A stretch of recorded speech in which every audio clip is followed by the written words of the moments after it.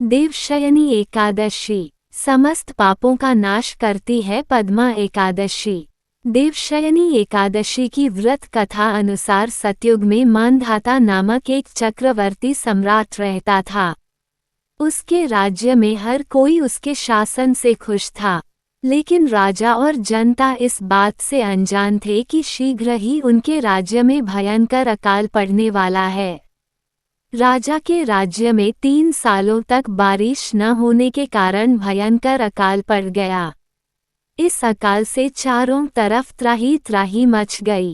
राजा सोचने लगे कि आखिर मैंने ऐसा कौन सा पाप किया है जिसके कारण मुझे ऐसा दंड मिला और मेरे राज्य का बुरा हाल हो गया। इस कष्ट से मुक्ति पाने का मार्ग खोजने के उद्देश्य से राजा सेना को लेकर जंगल की ओर चल दिए।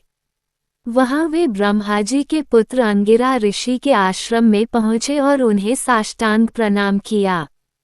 राजा ने हाथ जोड़कर ऋषि को अपने राज्य में पड़े अकाल के बारे में बताया। कहा कि आखिर किस कारण से ऐसा हो रहा है, कृपया इसका समाधान करें। इतनी बात सुनकर ऋषि कहने लगे कि हे राजन, ये सतयुग सब युगों में उत्तम है। इसमें धर्म को चारों चरण सम्मिलित हैं, अर्थात इस युग में धर्म की सबसे अधिक उन्नति है। लोग ब्रह्म की उपासना करते हैं और केवल ब्राह्मणों को ही वेद पढ़ने का अधिकार है।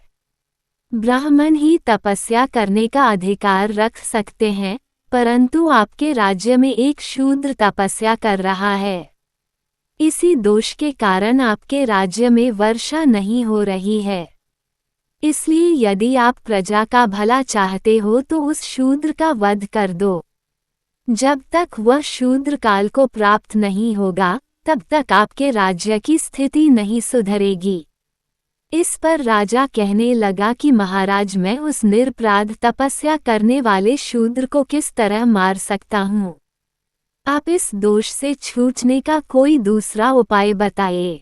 तब ऋषि कहने लगे कि हे राजन, यदि तुम अन्य उपाय जानना चाहते हो तो सुनो।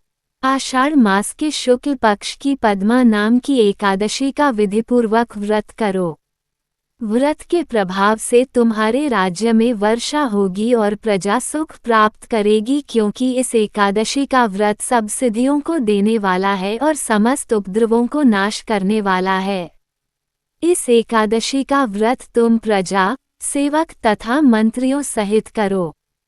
मुनि के इस वचन को सुनकर राजा अपने नगर को वापस आया और उसने विधिपूर्वक पद्मा एकादशी का व्रत किया। उस व्रत के प्रभाव से वर्षा हुई और प्रजा को सुख पहुंचा। अतः इस मास की एकादशी का व्रत सब मनुष्यों को करना चाहिए। यह व्रत इस लोक में भोग और परलोक में मुक्ति को देने वाला है। इस कथा को पढ़ने और सुनने से मनुष्य के समस्त पाप नाश को प्राप्त हो जाते हैं।